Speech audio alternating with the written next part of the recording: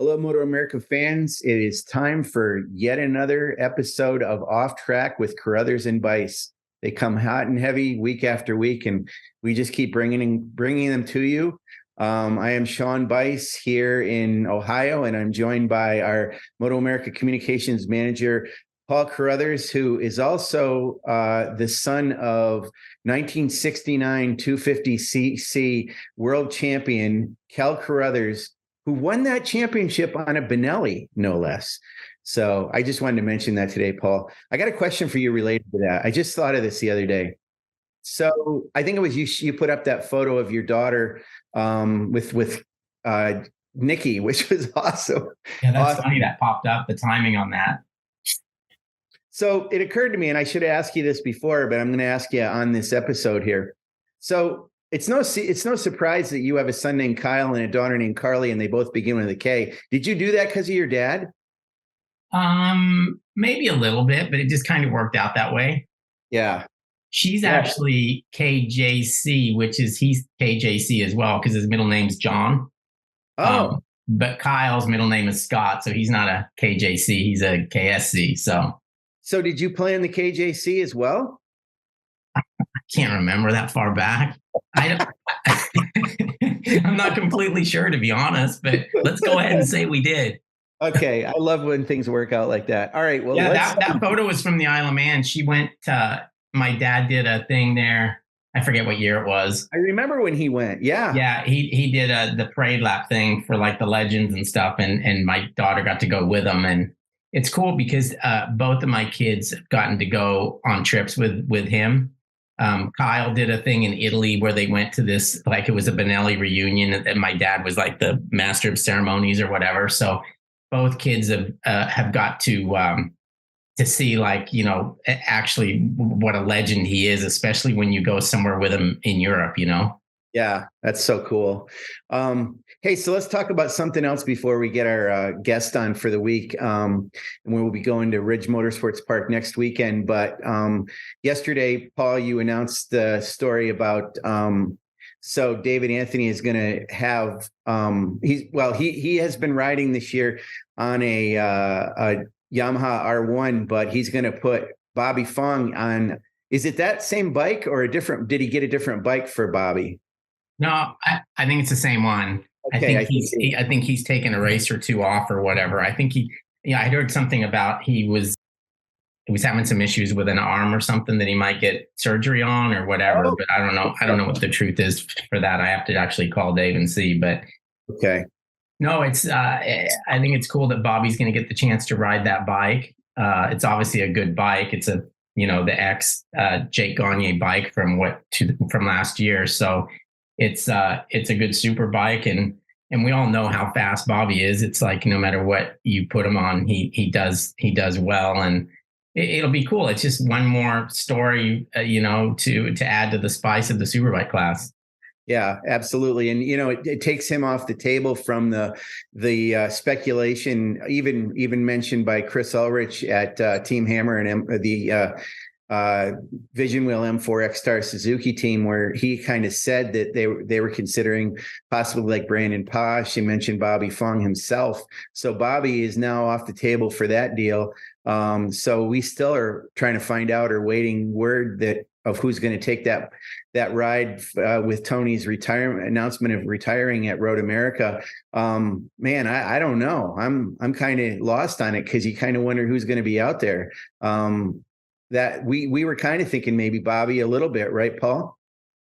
Yeah, I think the thing with Bobby, though, is it has to be somebody that allows him to continue to do the Baggers series. Yes. And not everybody, wants to have somebody that splits their time like that. But I know that's one of Bobby's considerations when it comes to taking a ride, is that, he can continue with the Baggers. So yeah, I think that's where the thing with Aussie Dave worked out fine. I think, obviously Aussie Dave doesn't care and just wants him to get the opportunity to ride that bike. So it should work out fine. Yeah. But I don't know what Division Wheel M4 Suzuki team's going to do. I mean, it was nice this week to see that Brandon Posh was back on a bike, even though he actually did some supermoto, and then it looked like he was on a 600 or something somewhere. So he must be feeling a lot better and healed up. So that obviously puts him in the position where he's able to do a ride again. I'm also under the impression that when he is healthy enough or feels ready, that he gets that Altus ride back. So I don't know how that all works into the deal either. So.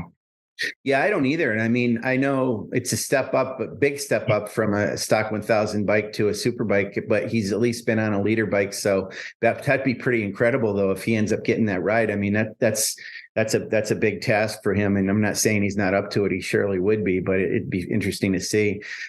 So let's talk about, speaking of somebody splitting their time like Bobby Fong has done in the past and is going to do now between baggers and Mission King of the Baggers and Medallia Superbike. We've got I like to call him our Pacific Northwest correspondent, Andy DiBrino, who definitely is I think he's a legend up there. Actually, I'm pretty sure he is. But we always see him, or most of the time see him when we're up there.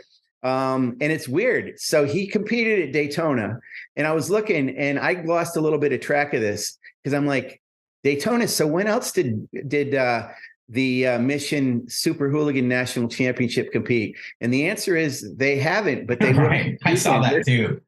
Their second round is coming up. So I know it feels like we had a second round, but we didn't. So yeah, I was thinking Atlanta. Cool.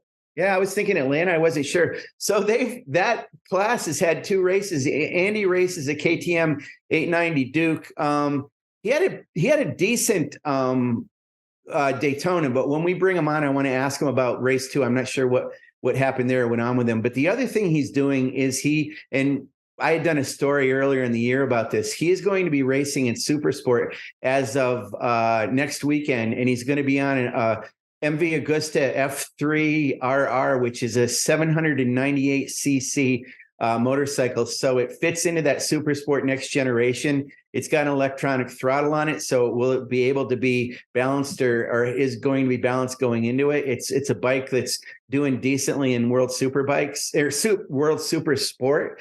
So it's definitely a cool bike. I mean, it's expensive, that's for sure. And I really applaud the fact that Andy is going to ride it. Earlier in the year, we had Danilo Lewis, who is making some attempts to ride the bike too. He competed in maybe a couple rounds, but I think he's stopped doing that. And we'll maybe ask Andy about that. He seems to know some stuff on that. So anyway, long introduction for our correspondent from the Pacific Northwest. But Andy DiBrino, welcome.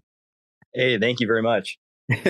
So Andy, I want to start out by asking you about Hooligan. So weirdly enough, we're going to have our second round, and boy, it's tough to string together a season when you got, back in March with Daytona, and now here we are towards the end of June, almost the end of June, and you're going to be back on the bike again. Do you even remember Daytona? I tried to forget, but unfortunately I still remember. Was it a tough round for you? I mean, I think you did okay in the first race, but I didn't really get a chance to talk to you to ask you what happened in the second race, but maybe you can give us the rundown on that. Yeah, it was tough. Race 1, we got 5th, and it was a lonely 5th. We had a good start, was briefly in the lead out of the hairpin or whatever it is, turn 2, 3, and then Bobby motored by, and we had nothing on the straights for the 1200s and 1250s. And so for race 2, me and some other riders on the KTMs and other bikes, that are kind of at a horsepower disparity, we asked if we could take our lead weight off. So we met with Roland and Teague, and we had a meeting, and they said, all right, we'll try it. We'll see what happens. And it definitely helped. Before the red flag came out, I was up front battling, and instead of just getting dropped as soon as we hit the bank, I was able to at least stay in the draft and stay in that battle, and things were shaping up really good. But then the red flag came out, and I think on the restart, it was just a combination of that front tire losing a little bit of heat, and also one thing to keep in mind, my suspension was valved for last year's weight rule. That was 420 pounds. And now my bike with all the lead weight was probably somewhere in the range of 370 pounds. So wow, that's a lot. Anyway, I was just trying to, make a pass on the first lap in turn 5 and hit a bump and tuck the front. And, we saw some really good slow motion footage. A friend of mine was filming me in that corner, and you could see the front bottoming, and then I tucked the front. So I think it was just a combination of, being on the wrong line and the tire not being up to temp. So, stuff happens, but I was able to remount. And it's funny, it took me like a second to remember that this is a club racing and that you can actually rejoin the race if your bike's okay. So, I did rejoin, and my handlebars were all tweaked. My brake master cylinder was all messed up. My lever was like pointing to the sky, and I had no rear brake. Like, there's a lot of things messed up. I had no steering dampener that broke, but I still climbed my way up and got a few points, but so I don't know. I was proud I got up and finished, but yeah, it was a tough weekend, but the spirits were up, that we were in the battle that second race at least. So to your point, you're riding an 890 versus 1200s and big bikes for sure, and under a little bit underpowered, for sure underpowered. And you're out on the high banks with aerodynamics playing a part, which I know that's not part of this series. It's all about high handlebars and no fairings, really. What is it like to ride that bike out there? I mean, you get blasted and buffeted around a lot because you don't have any streamlining, really? It's really not that bad. Daytona was awesome. Those bikes are so much fun.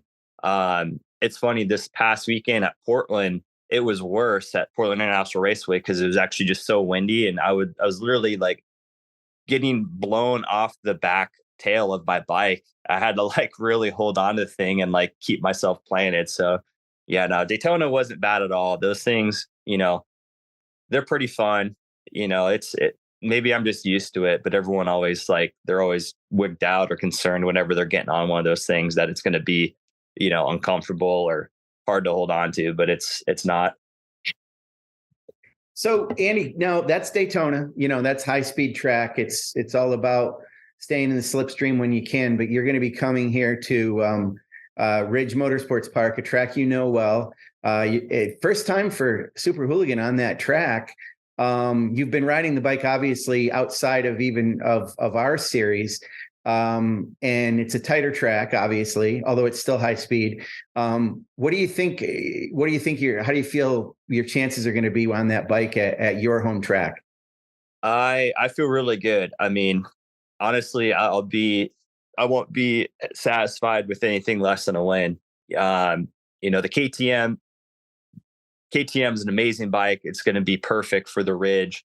They've done a weight rule adjustment, so we do get to run the bike a little bit lighter than when we started the year. So that'll play into my favor. So hopefully the bike thing will be balanced now. I mean, it's the way the rules are written. Like, I'm never going to be able to make my bike as powerful as theirs. So in theory, the bike should be allowed to be a little bit lighter, but the weight rules for everybody. So the Indians, the Harleys, they can do whatever they want, but I don't think it's going to be possible for them to get their bikes down to the weight that mine is. They're going to have to make everything out of titanium to do that probably. So it should be good. It's my home track, and I've had some good results there. And, even though I haven't been at MotoAmerica since Daytona, I've been doing some club racing, and we got some good racers locally. So I feel really good. I feel really confident for it. Andy, you're one of those guys. It's like, and I kind of put you in the same category as Stefano Mesa, where, this year we're seeing him all the time, but in years past, we see him periodically. He comes in and, like you, just goes really fast and runs at the front and ends up on the podium somehow, and then goes away and we don't see him for a while. Is the fact that you haven't really been able to do full seasons, is that a financial thing, or is it life and you have other stuff going on at home that you need to be there for? It's a little bit of both. Last year, so when MotoAmerica first started, the first 2 years we did full seasons, and we were planning on a full season in 2017. But then that Super Hooligan series started back when it was just dirt. So, a few years I kind of had other interests pull me away, but the last couple of years, I've been really focused back on road racing. Last year, I made an attempt to do the full series, and if it was kind of Brainerd where things kind of exploded for me. Unfortunately, I started the season with a bike that wasn't intended to go the whole season. We were planning on just club racing that ZX10, and instead I was club racing and doing MotoAmerica. So that thing kind of just expired at a bad time and put me in a position where I needed a different bike for Brainerd. And I was able to come up with some money and get a bike. But then the bike I bought that on paper was supposed to be awesome ended up being a nightmare. And, I barely even got to ride that weekend. And then it turned into a thing where the bike had to come apart. And that was the Honda RRR, and parts were rare and we just couldn't get parts. It took forever to get parts. We didn't get parts until December. And so that just ended my season early there. So last year we went for it. It didn't work out, and that's okay. And then this year, a little bit financial. It's, racing isn't easy, but I'm definitely luckier than most. I work hard to get to do the sponsorship stuff and raise money and do whatever I can.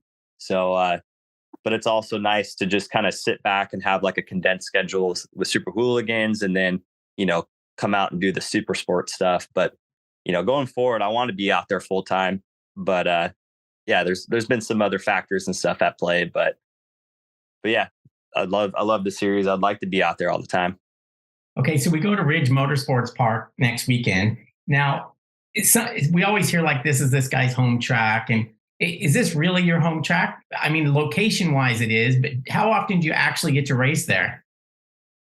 Well, I get to race there like at least 3 times a year. I mean, It's Portland International Raceway is really, really my home track. I mean, I live 20 minutes away from there. It's in Oregon, but the Ridge is 2.5 hours away. So I consider it a home track. I've been going there for quite a long time. I know it.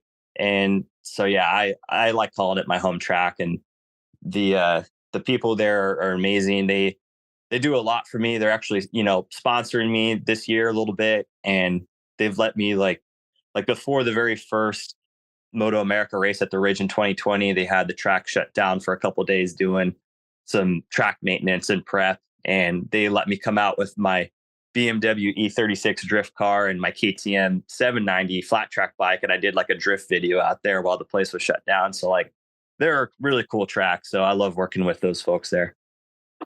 Hey, Andy, I'm going to tell a story out of school here for a minute. I promise I won't get you in trouble with this, but I had to laugh last year. I think it was last year we talked about this. So the thing that's known about Ridge Motorsports Park is we put a chicane in there that isn't there when you guys do club racing. And I remember last year, a couple of, if not one or two unnamed riders missed the chicane a couple times. And I said to you, Andy, I was like, hey, isn't that kind of hard? I mean, you do a lot of racing here and you race here without the chicane. Is it hard for you to remember to do the chicane when it's MotoAmerica? And you said, no, you just have to have a brain. So that makes a lot of sense, actually. We do use the chicane, but it's on the start that we go past it. That's right. I forgot that, which is even harder in my mind to do it once and then not do it. Yeah, I don't really know the full reason for that, but I don't know. I just it's not that hard to remember. I don't know why it's so difficult for people. Right. You go down there and you go left. Everybody else is going left. Just go left. Yeah, I don't know. Well, so since you ride it both ways, Andy, I mean, obviously the reason we put it in there is because that first turn there is pretty gnarly. Are you a proponent of that chicane? I mean, do you understand? Oh, yes. Okay. I love the chicane. Without the chicane, it's gnarly. Like I've raced there before, and I wrecked the R1 pretty good there a couple of years ago, just because that first corner so fast, and there was a little tailwind and turned in. The front started tucking, but so I just kind of pushed out wide, and at that point, I was already committed, and then I'm turned in, and there's not a lot of runoff left once you're kind of turned in and committed. So I know they've done improvements in the runoff areas, but back when this was, the runoff was a lot rougher. So I had a hard time just keeping the wheels on the ground to get, to stop the bike. So I like the chicane. It's a lot of fun, especially because like they got all the RV spots in front of that now. So you can, if you're a fan, you can be watching there and watching bikes back it into that corner. So I like it. Cool. So I got to drop a couple names in here before we move on to the MV thing. I want to ask you about some other Pacific Northwest riders. Well, the first one I want to find out is, do you ever see Sam Verderico anymore? I see photos of him on Facebook on his boat. That's all I see. Yeah, so he hasn't. Yeah, that's all we see. I mean, he hasn't been doing any club racing up there, huh? Since nothing. I mean, I can't really blame him. He got a big boat like in a lake, and it's nice all the time, mostly where he's at. I guess it might be kind of hard to come back once you get used to that. Yeah, it definitely seems that way. And the other one, I met this person last year at Ridge, and I'm actually embarrassed to say I haven't talked to them since Ridge last year, but they are now competing in our full season. It's Mallory Dobbs. I got a chance to talk to her last year. I was quite taken by her. She's one of your opponents in Super Hooligan on a Ducati Piper Motard. I think she raced at Daytona against you. Did you have an influence in her getting involved in MotoAmerica? How well do you know her? And did you influence her in getting into Super Hooligan at all? I know her pretty well. Yeah. She, I think the whole MotoAmerica thing that's definitely all her doing. The Super Hooligan thing, maybe I had a little bit of influence in that. I know that series is really attractive enough on its own, but yeah, I've been kind of like, I was kind of the lone guy at the start of the year. And then I kind of rallied up some riders and, we got some more at Laguna. And I think, she saw that, and it's hard not to get sucked into it when, your friends and stuff at the club are all getting into it. So yeah, now going to the Ridge, I think there's like 8 or 9 of us versus last year when we raced at Laguna, which was the closest race to us. I think it was just maybe 2 or 3 of us from the Northwest. So yeah, it's exploded. There's been a bunch of people that have gotten KTM 890 Dukes, and then Mallory has the Hyper Motard, and then Hannah Johnson, she's another gal from the Pacific Northwest, and she's going to be on a Ducati Monster. So I saw that. Yes. Yeah. So there's a lot of new people getting into it. I know EDR just finished up another KTM for AJ Peasley, who's another local rider. He's a local rider. He just moved to Texas, but he still club races and stuff. He's from here. So yeah, there's lots of people that like just got brand new bikes built that are coming out that weren't at Daytona. So it'd be cool to have a few more faces in there. And I think like you look at the class as a whole, there's more hooligans out of the Northwest doing the series than anybody. There's 35 entries. Did you see that, Sean? Yeah. Incredible. It's crazy. Yeah, it really is. And it's a good track to see that on. That's going to be fun to watch. About that, Andy, regarding the riders from the Pacific Northwest, there are quite a few, but I think, I think of you as being our guy from there. So tell me this, because of the fact that I'm located in Central Ohio and I can actually drive to several of our rounds, I feel pretty blessed with the fact that a lot of racing is in, around this area. Do you feel sometimes like you're on an island somewhere out there and you just like you're so far away from where most of our tracks are? It just seems 100%. I mean, it's always been difficult, especially, as kind of like a privateer, small team type of thing. I remember talking about an East and West thing back when we were racing Super Stock 600 and back when Stock 1000 kind of started. So yeah, that's why I'm not racing Stock 1000 this year, is because there's no West Coast races. So for me as a West Coast rider, it doesn't make sense for a lot of my sponsors that are mostly based on the West Coast to sponsor me and send me off for an East Coast series. So that was a big reason why I switched to Supersport this year with no Stock 1000 at the Ridge or Laguna. So it is kind of like being on an island sometime, but I've traveled a lot and it's so nice up here. We have some long, winters sometimes, but this time of year right now makes it all worth it. So and we get good competition coming out of here too. So it's like there's not really a reason to move, but I don't know. It seems like there's better places you could be living, I guess, if you're a road racer. I'm going to date myself a little bit here, but I actually went to Portland International Raceway. It was like my first year at Cycle News. It was like 1985 or 1986, and they had an AMA.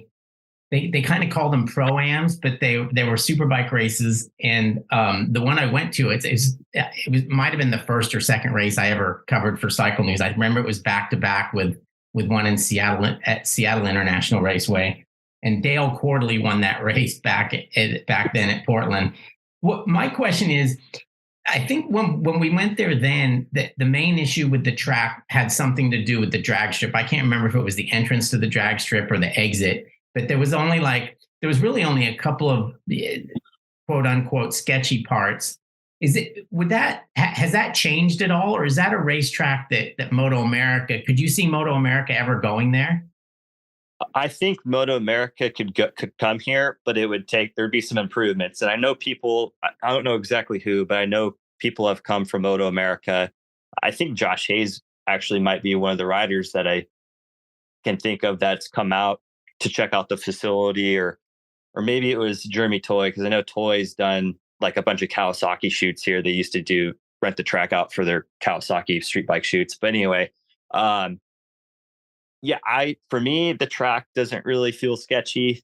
I mean, there's a lot of walls, but it's real similar to like Road America or Brainerd in a few ways. But really what is keeping the track from being able to hold an event is the fact that there's no bridge or tunnel to get into the infield where all the teams and stuff would pit. Right. So essentially to move anything, you have to shut the track down. So I think that's like an infrastructure thing that really keeps MotoAmerica and other, events from coming. However, PIR just had NASCAR a couple weekends ago, and then coming up, they have the only Formula E round in the United States. So there's a bunch of things they're doing to improve the track. They're finally putting my dad's FIM non-slip paint on the curbs. And, my dad's been making that for, I think, 10 years now, and they're just finally doing that. So that's like the stuff that's homologated by FIM, right? Yeah. FIM, FIA. So that's what they use at Formula One and MotoGP tracks and a lot of MotoAmerica tracks. So yeah, it's tough because Portland's a city park. It's not really, it's a racetrack, but doesn't operate entirely like a racetrack. So, logistically, it's a gem. It's, basically inside a major city, right off the major interstate and right by a major airport. So it couldn't be a better location from a fan perspective and really everything. It's just the facility, it's not that it's not nice. It's a decent facility. It's just, they need to do some infrastructure upgrades. I mean, they've been bringing in a bunch of stuff for these NASCAR and IndyCar and Formula E races. Like they build all the scaffolding and they make towers and buildings, all this stuff that they bring just for the event because they don't have it. And, there's a pedestrian bridge to cross over into the infield. But I mean, if anytime, we have track crossings. So I don't know, maybe one day we could have a round there, but it would require some significant work from the track. I think the racetrack itself is raceable. It's just the rest of it. The infrastructure is not there. Yeah. Huh. Well, let's talk a little bit about this MV F3RR that you're going to be racing in Supersport at Ridge. Have you spent a lot of time on it, or is this like is it the first time you're going to be seeing it and riding it, or have you been club racing with it? I rode the bike the day after I picked it up back in, I think, January or February, and I haven't rode it, and it's still not together. It's hopefully hitting the dyno today. It's just been, I knew coming into this that it was going to be a difficult project. For one, it's kind of a unique bike. not a rare bike, but a unique bike. Not a lot of people ride them. I mean, obviously there's the World Supersport team, and now there's like one or two smaller teams maybe racing the bike in BSB. And so I knew there was going to be some lead times to get parts, and I knew there was going to be challenges, and there's just been a few more challenges than I anticipated, but that's part of it. And, everyone's doing the best they can, and, we're learning, and it's looking really good. I mean, I've just been telling people now that it's like a fine wine, it's taken a little bit of time, but it's going to be sweet when it's done. I mean, I've been checking this thing out, and the parts and stuff on it, and I got the body work all done up. Like, thing's so beautiful. So, as part of this Supersport next generation, you have to have valve springs and a transmission that's required. So, we got those parts, got those in. The transmission, it's just a different like gear ratio. I think it's taller internal ratio because the stock one, the gearing's really short. I remember Eric EDR, he had one of these bikes that he built when they first came out in 2015, and I rode it, and the thing, he had it geared as tall as he could make it geared, and it was just still too short. So it's good that they require those parts. The valve springs, I believe, is just for reliability increase. And then we do the solo engineering, electronics, the wiring harness and ECU and all that stuff, so they can control the RPM and balance the bike. And then we got a data logger, the one that Teague from MotoAmerica recommended that they use on all the other bikes. So they'll be able to balance my bike correctly. So, there's just a lot of working pieces to get this thing together, but it's coming together. So I'm hoping to ride the bike this weekend. So I was surprised, Andy, too, when we talked yesterday or texted back and forth. I had mentioned the thing about Danilo Lewis, and you actually knew quite a bit about what was going on with his situation and understood where he was coming from a little bit with some of the teething pains he's had. But that's you. So you were definitely following that story a little bit, huh?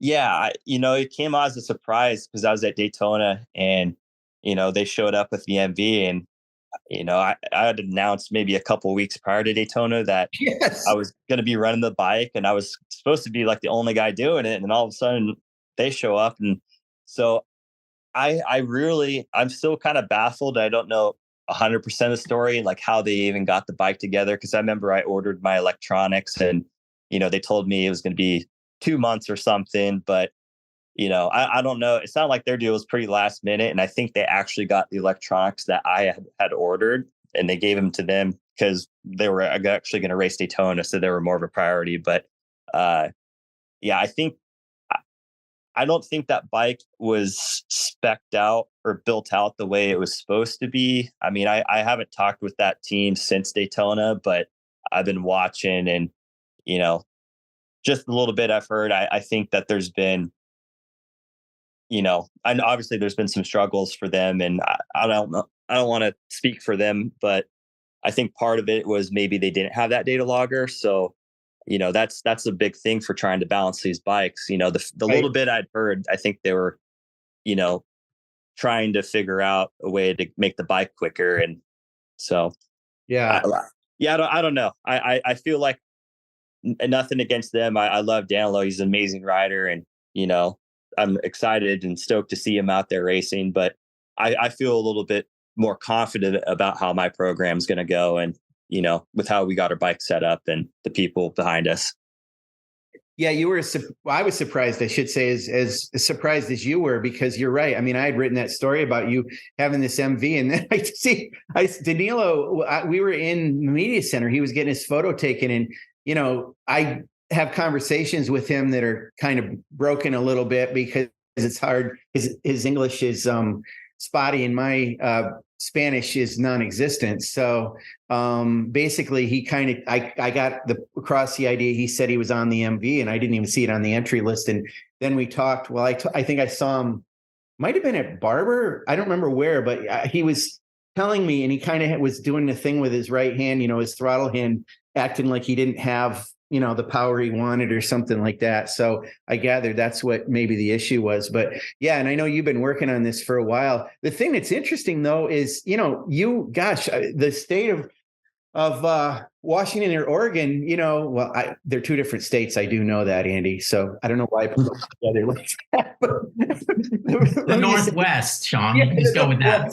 It's about as far from Italy as you can get and still be in this country. So was it your relationship with Eric Dorn that kind of got you focused on MV Agusta? How did it come about?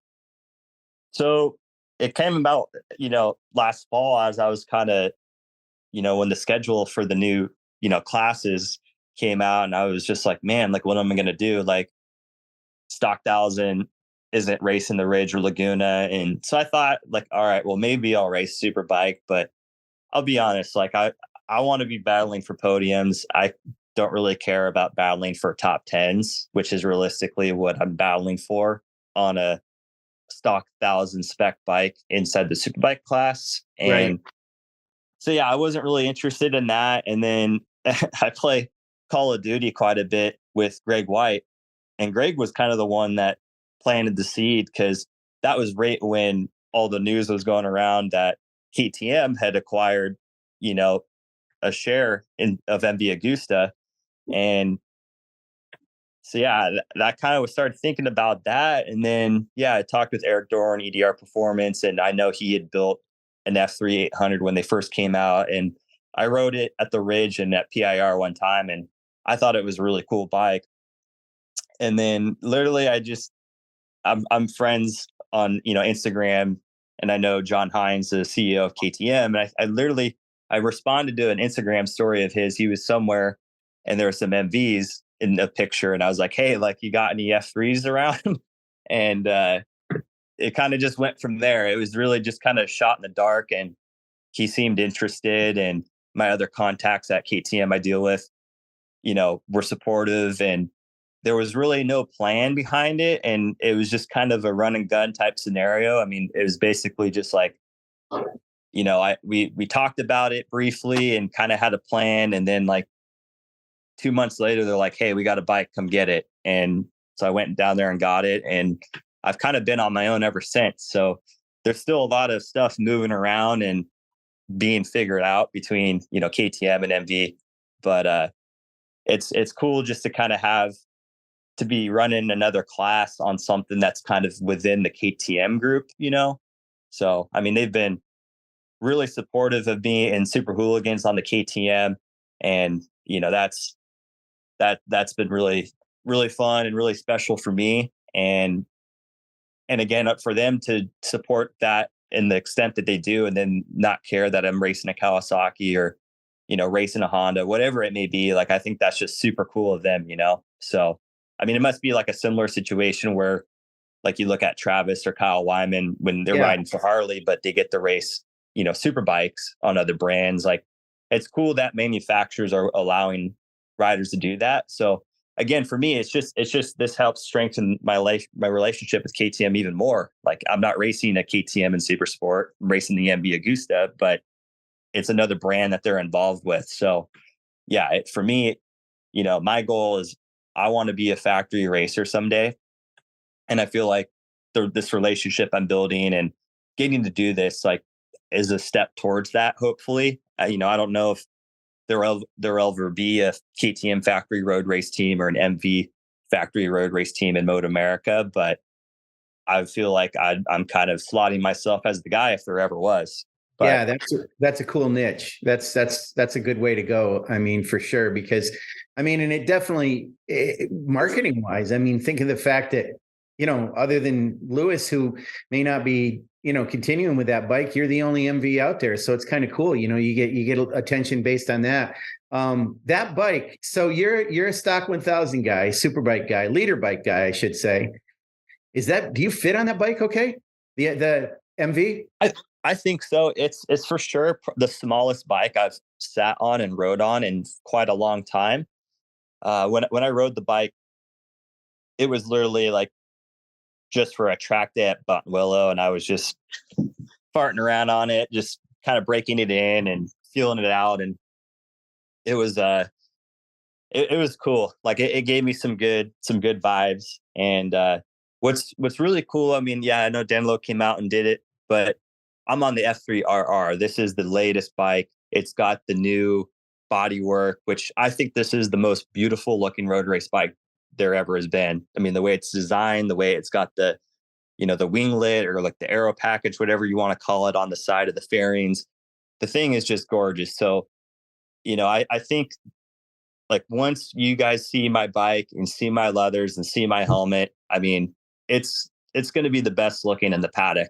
I mean, if you're familiar with the MV Reparta Corsa team in Italy, it's similar looking to what they have.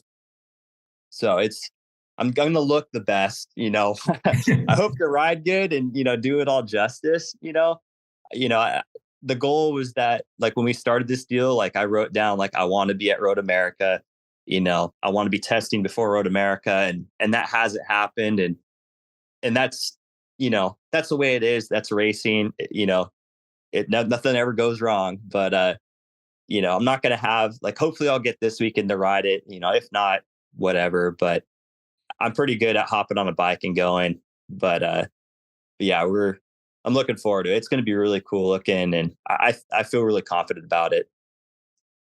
Backing up a little bit to Hooligans, that's it. Whenever I see whoever it is, whether it's Jeremy McWilliams or Chris Fillmore or Tyler O'Hara or you or anybody else, it seems like when you guys get off those bikes after a race, the smile's like permanent, right? It's like, for some reason, that racing it just looks like it's a lot of fun, and it obviously is based on the fact of how happy you guys are when you're done racing and you're talking about it and this and that.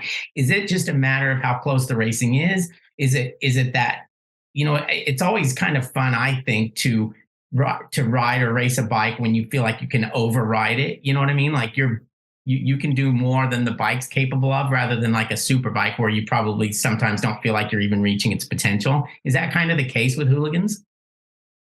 That's difficult. For me, what I enjoy, I mean, it's just the style of the bike, the body position. It reminds me a little bit of Supermoto. Right. And yeah, I mean, the bikes they're just fun. I mean, you would just have to ride one to know. That's the best way to put it. Like, it's for sure the racing's good. But I don't know, like I was just at Portland again, racing this past weekend, and that's like the worst track for an 890 Duke. You got nothing but long straightaways and, barely any corners. There's 9 turns. So there's not a lot of areas to play to the strengths of that bike, but still, I'm just having a blast. Like, if I'm on a 600 at PIR, I'd be going faster and I'd be winning races on that thing. But I had so much fun getting seconds to David Kolstad, who was on his ZX6, and he'll be racing at the Ridge and Supersport. But I'll say I kept him honest, man. I was pressuring him, giving him a fit on the 890, and he got me down the straightaway, and then I pretty much just wouldn't break. I would just go till I see God, like Rossi or whoever it was said, on the brakes, and then just hammer down in the corners. And it's crazy for it being a naked bike and the KTM, especially since it's essentially a dirt bike. It's the Adventure, they share the same frame between the Duke and the 890 Adventure. But man, that thing just turns like it turns so good, and it handles the corner so well. So for me, the fun part is just knowing that it's not, knowing that maybe it's a little bit at a disadvantage, but overriding it and overcoming that. Like, that's what I enjoy about riding the bike. I'm glad you mentioned David Kolstad, because he's another one we admire from, think a lot from up in that part of the country too. And I know he'll be competing against you on your MV. He'll be on a Kawasaki ZX6R, I believe, right, Andy? Yeah. So we're actually getting ready to go up to the Ridge this weekend because there's a Weimar race. So I'm expecting he'll be up there. Obviously, he's also been riding 1000, going really fast. Oh, but yeah, he'll be on his ZX6 too, though, because that's what he's doing MotoAmerica on. And then we had Jason Uribe come out last weekend, and I heard some rumors about some other MotoAmerica guys coming out. So, this weekend will be interesting to see who shows up. And I think I heard some other Hooligan riders are coming out. So, it'll be like a little mini national this weekend for everybody. That's cool. Was Jason on his Honda? He was, yeah. Yeah, which he was riding the wheels off it. The thing's a little underpowered for PIR, So yeah. I'm sure.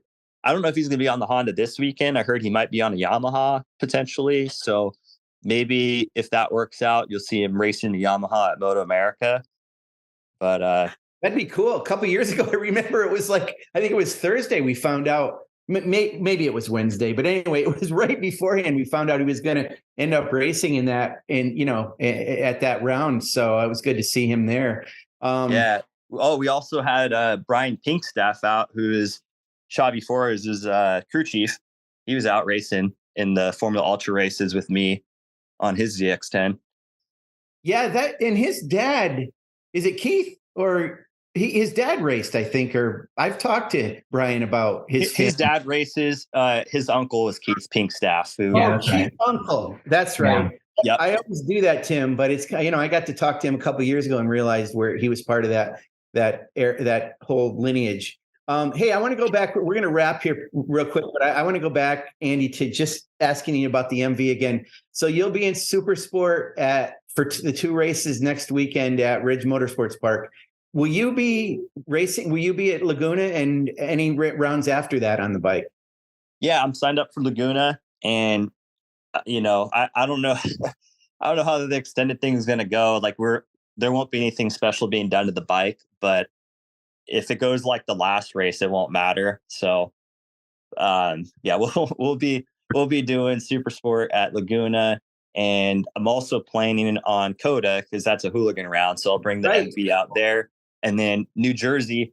We're gonna try to get the bike to New Jersey. I love that track. I got family there, so that'll be a great one to go to. And then, yeah, probably not Brainerd, maybe Pittsburgh. But if we're going to do Pittsburgh, then it kind of makes sense to do Brainerd. But we'll see. It just depends on how the Ridge and how Laguna goes, because I know there's some support from some potential sponsors and some sponsors I got to maybe try to get me to those other rounds. So, I committed to doing Road America, and we still didn't have all the parts we needed, so we missed that one. But I would love to have been at Road America. That track looked amazing. But anyway, yeah, hopefully everything, gets wrapped up here the next couple of days, and we could finally go out and ride the thing and test. I mean, I know the suspension's going to be awesome. EDR, they know what I like. I'm running K-Tech on that bike. I've ridden K-Tech for years. So like the suspension thing should be pretty dialed in. It's just a matter of, learning the electronics and doing a couple other setup things, which I think we can get this done in a weekend if it all goes smooth. And I've been riding, so it's like, I feel like I'm sharp. So, there'll be a little bit of a learning curve, but I think we can figure it out pretty quick and, be competitive. I want to be, that other manufacturer mixing it up with, Mesa and Xavi and Hayes and Tyler Scott. Like, it'd be cool to have 5 brands, battling up front. So I hope I can do that at the Ridge, because that's going to be the best shot I got. Yeah. And I'll tell you, Paul and I love that, because when we write about it, we can write about the fact that, yeah, it's a multi-mix. That's proof of concept of MotoAmerica is, not really parody, but at least a lot of manufacturers involved in it. So we're really excited to have you be part of it. And once again, what a crazy Super Hooligan season. So you start the season at Daytona, then you have a bunch of rounds off, then you go to Ridge, then you have a week off, then you go to Laguna, and then you have some more time off, and then you end the season at Coda. But it's got to be cool that you're going to be racing at Coda. I'm sure you're looking forward to that.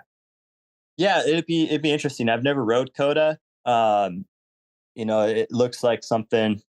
It's like a bucket list thing of mine to do. So yeah, it'll be sweet. But yeah, it's like, man, I haven't rode my MotoAmerica KTM since Daytona. I'm gonna have to shake it down this weekend. But I've been riding this other one I got, which is mostly stock. But it's, the spread out thing's kind of nice, because Daytona was such a scramble. We only had we didn't have a lot of time to get ready for the season, because they hadn't announced a whole lot prior. But yeah, it's kind of nice to have a break. Everyone can kind of go back to the drawing board, like refine some things. And there was enough time that some people that were at Daytona, could build their own bike and come out. So like that's literally like one of my friends who's out riding, like he was pitting for one of the other KTM riders, and at Daytona, he's like, I want to do this. And he called up a dealership here in Oregon and was like, hey, like I'm buying a bike. And he came home and got it